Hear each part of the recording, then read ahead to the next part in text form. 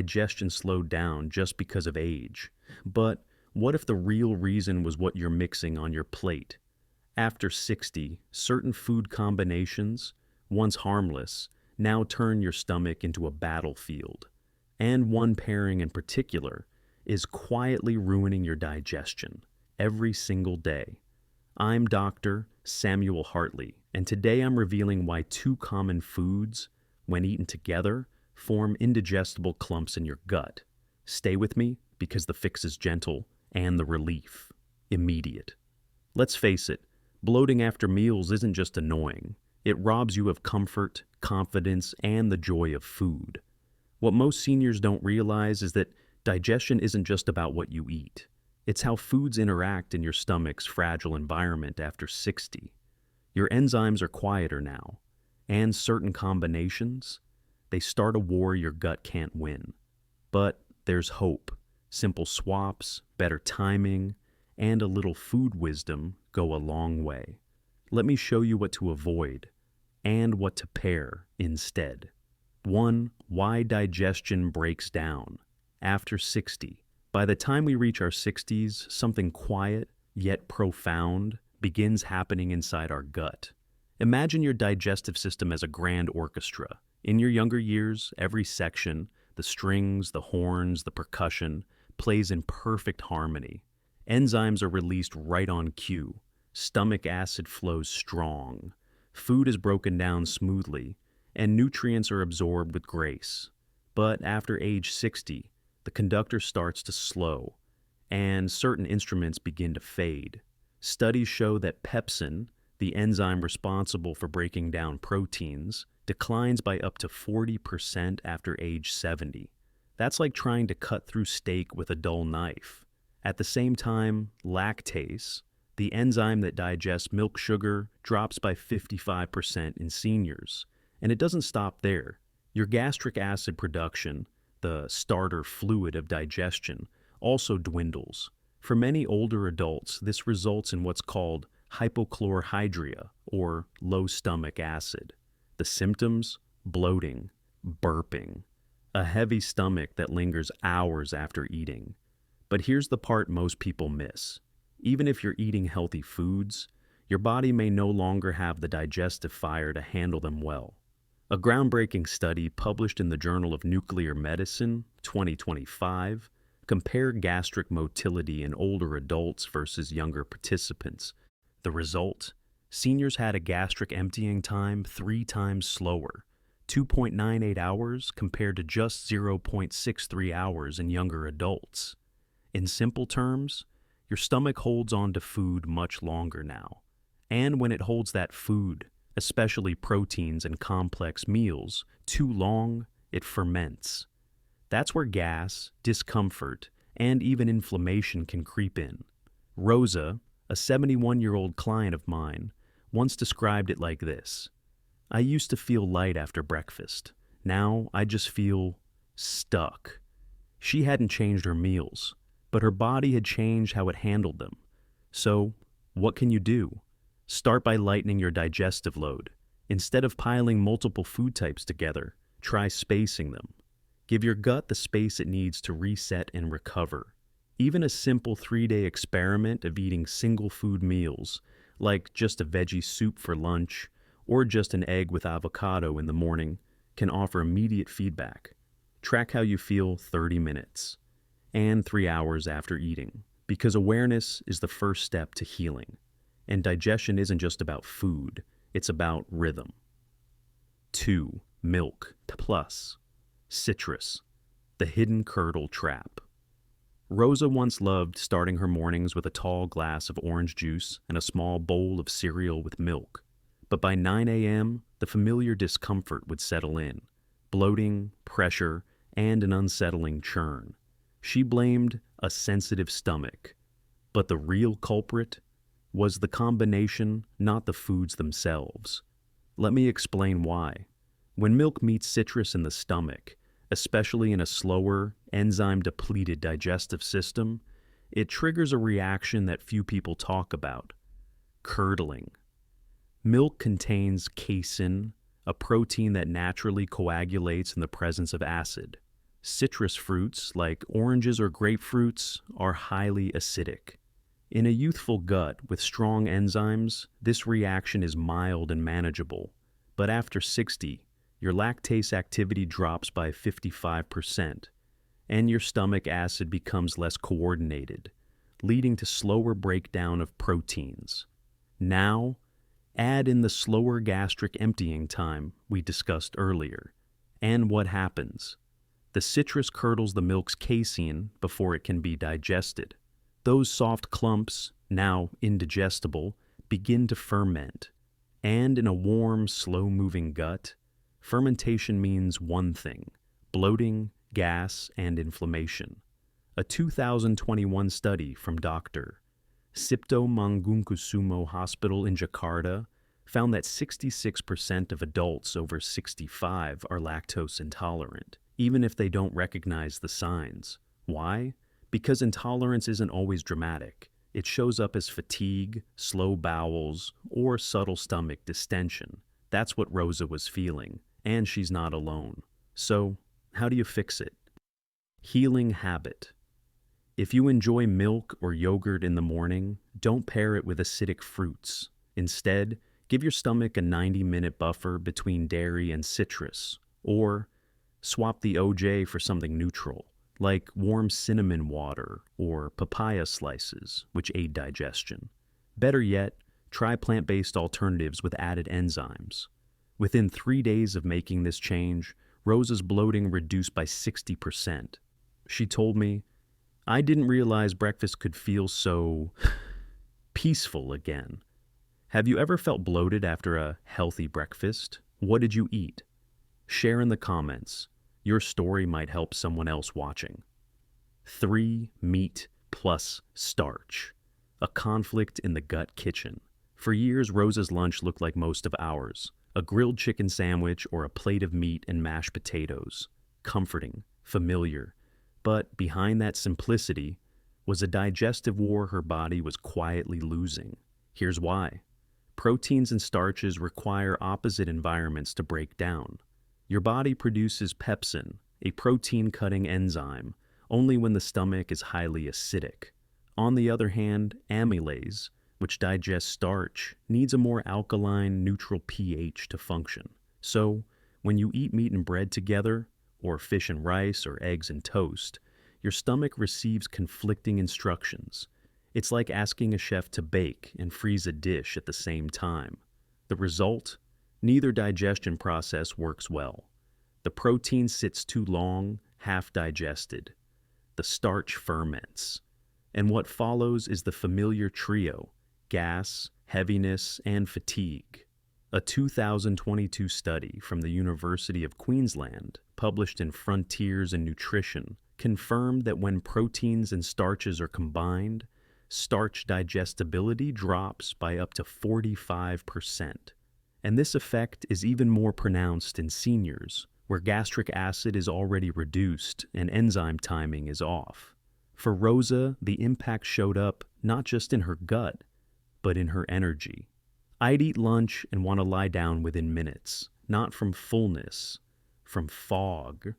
She wasn't overeating. Her body just couldn't process what she gave it. So, how can we support a gut that no longer tolerates chaos? Healing habit, food sequencing fix. Instead of mixing protein and starch, eat them 1 to 2 hours apart. Here's a simple rhythm to try. Light carbs first, e.g., steamed sweet potato or rice with veggies. Wait 90 minutes. Then protein, e.g., a boiled egg, grilled chicken. Fish. If you want to combine them in the same meal, reduce quantities and add digestive herbs like ginger, or include natural enzymes like pineapple, bromelain. Rosa began with just this: sweet potato at noon, grilled fish at 2 o'clock. By day 5, her afternoon naps were no longer mandatory. She described it best: "My stomach felt like it could finally breathe." 4. Rosa's turnaround. The 2-hour food rule. Rosa never thought food timing mattered. She believed, like many of us, that if a meal was balanced, it was healthy. Eggs and toast for breakfast, chicken and rice for lunch, a glass of milk with fruit at night. But as we've seen, what worked at 40 doesn't always work at 70. By the time she came to me, Rosa wasn't just dealing with bloating. She described her digestion like this. It's like my stomach lost its rhythm. I'd eat, and nothing would move. We needed to rebuild that rhythm, one gentle pause at a time. That's when I introduced her to what I call the 2-hour food rule. This isn't a diet. It's not restriction. It's simply space. Your stomach, after 60, becomes a slower, more delicate environment, like a traffic circle in a sleepy town. It needs fewer cars at once, or everything clogs up. The 2-hour rule means this. When you eat a dense food, like protein or dairy, give your body 2 full hours before adding another complex layer, like starch, fruit, or raw vegetables. This allows your enzymes to complete their cycle and reset digestion before the next task begins. For Rosa, the first change was breakfast. Instead of eggs and toast together, she ate half a ripe papaya with 2 boiled eggs, nothing else. Then she waited. By day 2, she texted me. I feel light, like I could go for a walk after breakfast instead of curling up on the couch. The shift wasn't just physical, it was emotional. She had space in her body again. Healing habit. Try the 2-hour rule for 3 days. Choose 1 meal a day to simplify. X, protein only. Wait 2 hours before adding other foods or snacks. Use that pause to breathe, walk, or drink warm ginger tea. Track. Do you feel lighter, less gassy, more energetic afterward? This isn't about giving things up. It's about giving your body the time it's been asking for, maybe for years. 5. Food combining fixes that help. Instantly, when Rosa asked me, so what can I eat together without triggering the bloat? I told her, think of digestion like a dance. Some foods step in rhythm with your body, others trip it up. Let me give you 3 gentle pairings that support digestion, not sabotage it. The first is papaya. This tropical fruit contains papain, a natural enzyme that works like tiny scissors. It breaks down protein into smaller pieces, especially when your stomach acid has slowed. In fact, one review published in Neuroendocrinology Letters showed that papain helped reduce bloating and improve protein digestion in older adults within just 21 days. Here's how Rosa used it.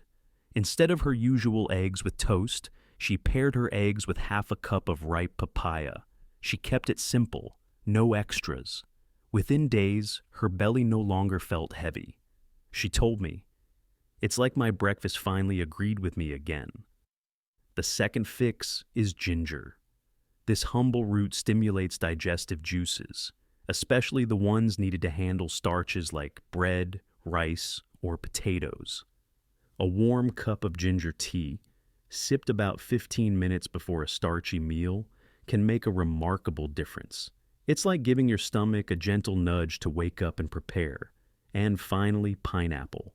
This fruit contains bromelain, an enzyme cousin to papain. If you're eating a heavier or mixed meal, like meat with rice, try eating a few chunks of fresh pineapple afterward. Not the sugary canned kind. Just a few bites of raw, juicy pineapple can help clean up the digestive traffic jam and bring you relief. Rosa calls this her peaceful plate method now. It's not about perfection. It's about pairing foods with the care her body now requires and the respect it's earned. So here's a soft invitation for you. Try just one of these pairings today. Maybe papaya with your protein or ginger tea before your lunch.